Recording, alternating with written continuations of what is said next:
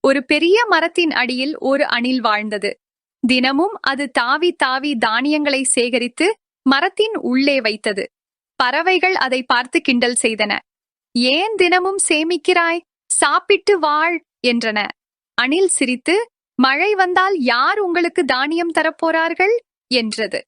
சில நாட்கள் கழித்து வானம் கருங்கொண்டு மழை பொழிந்தது. பறவைகள் பசிக்கு தவித்தன. அப்போது அணில் மரத்தின் துளையிலிருந்து தானியங்களை எடுத்து, வாங்க நண்பர்களே, இதை பகிர்ந்து சாப்பிடலாம் என்றது. பறவைகள் வெட்கப்பட்டு நன்றியுடன் சாப்பிட்டன. அன்றிலிருந்து அவையெல்லாம் தினமும் சிறிது தானியம் சேர்த்தன. மழை முடிந்ததும் எல்லோரும் சேர்ந்து ஒரு சிறிய விருந்தை வைத்தனர். காற்று வீசிய போது அணில் புன்னகைத்தது. பகிர்ந்த மகிழ்ச்சிதான் உண்மையான சேமிப்பு என்று அதன் சிறு இதயம் சொன்னது.